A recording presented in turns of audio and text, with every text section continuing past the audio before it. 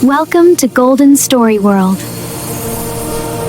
सदियों पुरानी बात है। पहाड़ों और घने जंगलों से घिरे एक शांत इलाके में एक छोटी सी बस्ती थी, जहां हसन नाम का एक मेहनती लकड़हारा अपनी बीवी रुबा और अपनी इकलौती बेटी लैला के साथ रहता था। लैला कोई आम लड़की नहीं थी। उसकी आंखें सुबह की ओस की तरह चमकदार, बाल काली घटाओं जैसे घने, और उसकी मुस्कान ऐसी थी जैसे अंधेरी रात में अचानक चांद निकल आए। हसन और रुबा के लिए उनकी बेटी उनकी पूरी दुनिया थी, लेकिन लैला की खूबसूरती ही उसकी तन्हाई की वजह बन गई। गांव की कई लड़कियां उससे जलती थीं। वो उसके सामने मुस्कुराती मगर पीछे उसके खिलाफ बातें करती। इसी डर से उसके माँ बाप उसे ज्यादा लोगों से मिलने नहीं देते थे। लैला का एक ही दोस्त था, एक छोटा सा सफेद कबूतर, जिसका नाम उसने नूर रखा था। वो कबूतर रोज उसके कंधे पर बैठता और लैला उससे अपने दिल की सारी बातें करती। रहस्यमयी झील। गांव से थोड़ा दूर एक झील थी जिसे लोग चांद झील कहते थे। कहा जाता था कि पूर्णिमा की रात उस झील का पानी चांदी की तरह चमकता और उसमें जादू छुपा है। लैला अक्सर वहां पानी भरने जाती। एक दिन जब वो झील किनारे बैठी थी, गांव की 5 लड़कियां दूर खड़ी उसे घूर रही थीं। देखो इसे, जैसे कोई राजकुमारी हो, एक लड़की ने तंज किया। दूसरी बोली, अगर ये ना होती तो गांव के सारे लोग हमें देखते। उनमें सबसे चालाक लड़की जारा थी। उसने धीमे से कहा, अगर ये हमारी राह से हट जाए तो सब ठीक हो जाएगा। और वहीं उन्होंने एक खतरनाक योजना बना ली। धोखे की शुरुआत। अगले दिन लड़कियां मीठी बातें करती हुई लैला के पास आईं। लैला, क्या तुमने झील के पार वाली जादुई बगिया के बारे में सुना है? जारा ने पूछा। लैला की आंखें चमक उठी। नहीं, वहां क्या है? वहां ऐसे फूल हैं जो इच्छाएं पूरी करते हैं, दूसरी लड़की बोली। मासूम लैला उनके झूठ को समझ ना सकी। उस रात पूर्णिमा थी। लड़कियां उसे झील किनारे ले गईं और एक छोटी नाव में बैठ गईं। नाव धीरे धीरे झील के बीच पहुंची। अचानक धक्का, लैला पानी में गिर गई।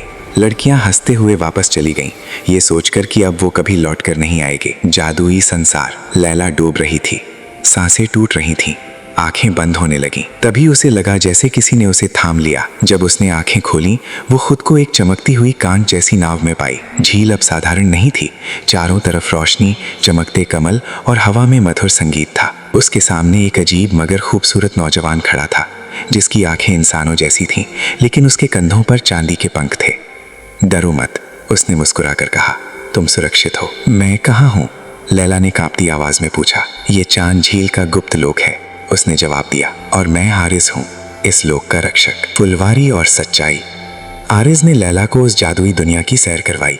उड़ते हुए फूल, गाते पेड़ और ऐसे झरने जो रोशनी बहाते थे। लैला पहली बार सच में खुश थी। धीरे धीरे उसे एहसास हुआ कि आरिज हमेशा उसके आसपास था।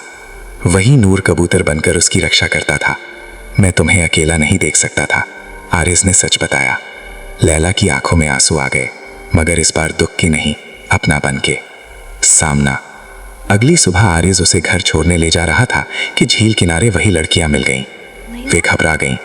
ये कैसे बच गई? जारा ने हमला करने की कोशिश की, मगर आरिज आगे बढ़ा। उसकी आंखों में चमक आई और हवा में रोशनी फैल गई। एक पल में लड़कियां पत्थर की मूर्तियां बन गईं, हमेशा के लिए अपनी जलन के साथ कैद।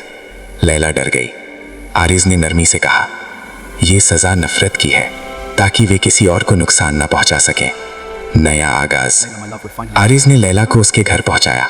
उसके माँ बाप उसे देखकर रो पड़े। लैला ने सब सच बता दिया। कुछ दिनों बाद आसमान से रोशनी उतरी और आरिज अपने असली रूप में आया। वो एक साधारण रक्षक नहीं, बल्कि चांद लोक का राजकुमार था। उसने हसन और रुबा से सम्मान के साथ लैला का हाथ मांगा। माँ बाप ने खुशी से हामी भर दी, और फिर झील किनारे ऐसी शादी हुई जहाँ इंसान और जादुई लोग दोनों शामिल थे। चांद की रोशनी, फूलों की बारिश और हवा में संगीत था। लैला अब सिर्फ खूबसूरत लड़की नहीं रही, वो चांद झील की रानी बन गई।